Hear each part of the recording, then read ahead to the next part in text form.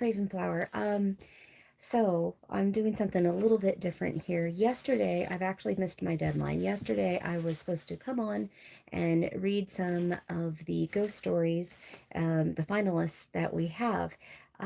Bear and I changed it up, executive decision to do so, but we had 13 entries in total. So that was fabulous. That was really awesome. It was really nice to see that, um, that participation. That was really, really cool. And I enjoyed getting the emails and reading them. And even some of my coworkers read your emails, your stories. So, and they all sort of touched us in different ways. Bear and I got it down to the last, or to the final three. And the final three is in the description, but I'm also going to read them for you now here. So we have the final three. I'm going to give you guys the option after I read to do one of two things. We can either, Bear and I can go live, a little later, either today or in the week. I want enough people to actually give a comment in the description, or in a comment on this video if you can, to find out whether or not you want us to do a random drawing, just a name out of the hat situation, or if you would like, as a community, for me to put up a poll and you guys vote for your favorite. And then if that is the case and there's enough people that comment saying that they want it to be a vote from the community, then we can allow you to do that, and then we can announce the winners when we go live for our last sale on Saturday the 13th. So those are your options. I hope that you guys enjoy. I am not the best at reading out loud. I'm dyslexic. So I sometimes get things a little bit confused, but I'm going to try my best. I've got my bookmark so I can keep in step, and we're going to get going. All right. So the first one is from Hidden Moons. Okay. So this event happened. This event happened about a year ago when my son joined the army here in the Netherlands, in Holland. While he was away for a week training in the woods. When he came back home, he is 21 and still lives with us. Our dog didn't want anything to do with him. Nothing at all. Nothing to do with him. Every time my son tried to pat him, or, pet him on the head or something, the dog would like cower away. I've seen this happen. I've seen this happen. And so this is just like, this one got me. That evening, while I was busy making dinner, I felt a presence behind me, and suddenly it blew, on the back of my neck. Of course, I thought it was my husband. So I turned around to complain, because I don't even like people messing with me while I'm stirring a pan on the stove. I get that. Once you're in your zone, you get it. I get it. When I turned to give him a well-deserved snap, there was nobody there. I was alone in the kitchen. So my suspicion, pardon me, my suspicion that maybe my son got a hitchhiker ghost was becoming clear.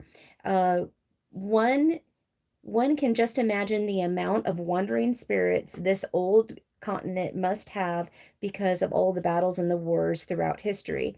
Um, Bear actually has been in Holland, has been in those woods, has seen some stuff himself. So I thought that this was a very interesting one for him as well. Now that as I keep coughing, I'm sorry. It's been very windy outside, so um, we're all sort of suffering from a little bit of allergies and stuff. But Bear's making me a hot tea right now, so that sounds good. All right. So the next day, throughout history, so the next day, my son woke up very early to go to his girlfriend's family's beach house in Belgium. Guess what? Their family dog reacted the exact same way towards her son.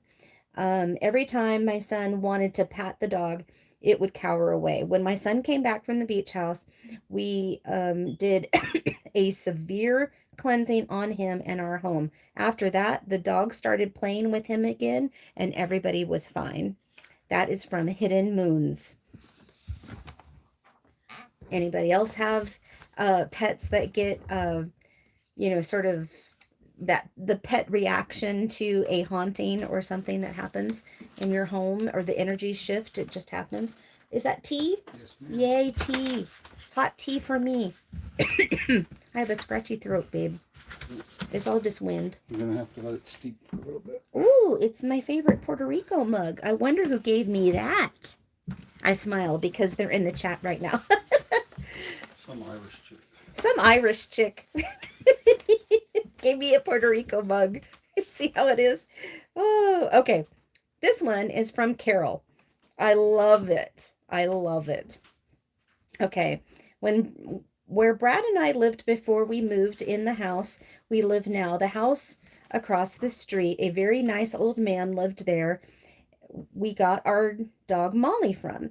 He had now passed, but before I had moved in with Brad, got the opportunity to meet him. The guy that bought the house from the city, let's say the guy that bought the house from the city because it went into foreclosure since the old man died in the house and his wife went into a nursing home, couldn't afford the house, couldn't current landlord decided to buy it. He decided to remodel. That's when things go nutty. Um, First, he did the kitchen, redid all of the cabinets, left that evening, came back the very next morning, and all of the cabinets were taken down, stacked in the middle of the room. All of the hardware vanished. He came over asked me if we could see this so that somebody would believe him, right? So he rehung all of the cabinets, put new hardware, left, came over, asked me, oh, sorry, left, came back the next morning, and the same thing. Only there were about, let's see, hold on one second. So he rehung the cabinets, put new hardware, left, came back the next morning, same thing. Only they were out on the porch stacked, not in the middle of the floor. Now they're out on the front porch. The old man messed with this guy for 3 months. No electricity one day, no water the next, flooded basement. He tiled the bathroom 4 different times. And finally he asked me to see what I thought. Every night Floyd would turn on the outside light for me so I could go in and go, let's see. So I could see to go to work and go out when I drove off.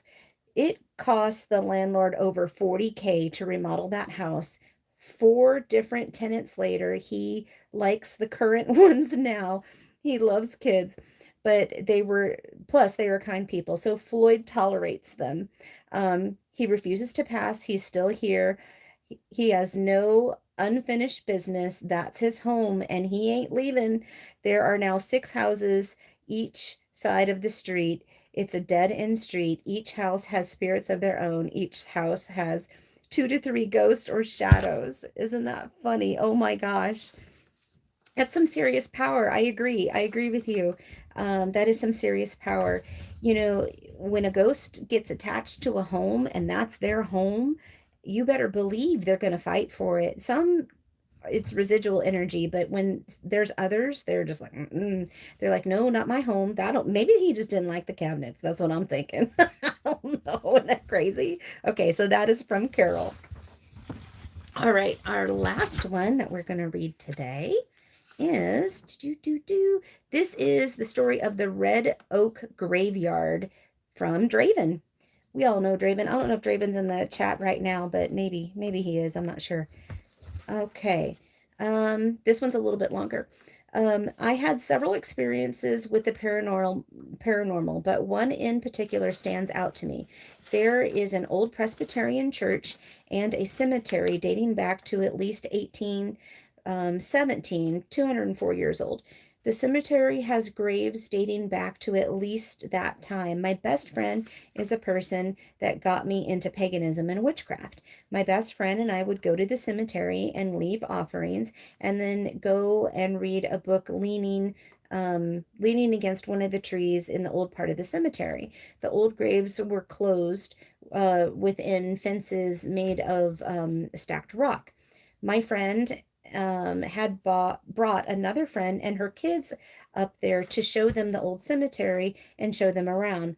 Over the course of their visit, the young boy of 3 or 4 started acting even more erratic than usual for a little boy. My best friend told me about it, and I resolved that I would go up there and try um, to keep an eye on that little boy and try to protect him. Now, I don't know about you, but knowing what I know about cemeteries and other places, I'm not sure I would take my kids. But that's me. I might be a little bit like, I've seen some stuff. I don't know. And you've probably seen some stuff too, and that's why you've written this down. Okay. I get there and I meet my friend and her friend and kids. We started walking around the graveyard and leaving offerings of candy and marshmallows. The little boy leads me off on his own let's say the little boy leads me off on his own explorations of the graveyard and showing me different stones. I wandered around with him for 20 minutes or so. My friend and his mom were walking through. Let's see, my friend and the little boy's mom were walking through the graves probably 100 to 120 feet away. All was well, all was calm, until the little boy decided to lead me towards the front gates and stops me at a grave on the first row by the gate. The grave that he found had my first and last name. The person had died the year I was born. This is creepy. Um, at that point, I had a chill run up and down my spine and through my body. At this point, I decided um, it was best to go back towards the group. Yeah, I think so too. Um, when we get about halfway up and he takes off running towards his mother like kids do. He gets to the crossroad in the cemetery and he's shoved down and scrapes his knee. When let's say we get back to his mom and he acts like nothing had happened to him at all. We leave about 10 minutes later. I'm sitting at a red light and I feel fingers going through my hair. I was already weirded out at the cemetery, so I told the spirit to leave. They did. I went back to the cemetery a couple of weeks later and I felt like I was being watched by an ominous presence. But I still stayed and read my book on druidity for a while and offered a good size splash of grape juice I had brought with me on the brought with me to the tree. The same spirit from the car had come home with me again. He's a sweet boy and he helps me with spirit work that my fiance and I have done.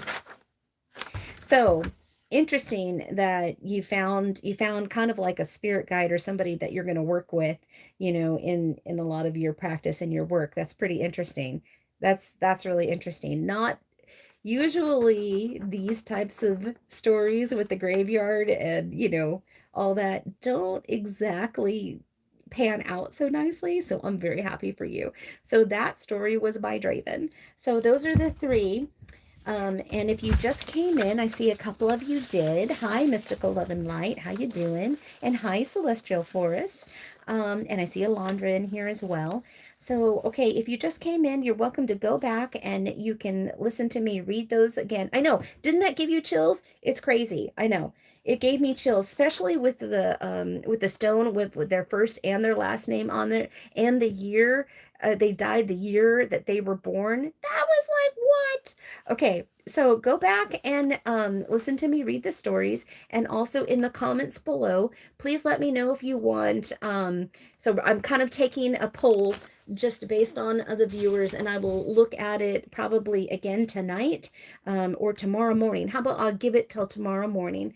I don't go to work tomorrow, so I have a couple of things I've got to do, sort of working 3 different jobs right now trying to make ends meet. So I will give it till tomorrow morning. Please put in the comments if you would like Bear and I to do a live drawing for these 3 people.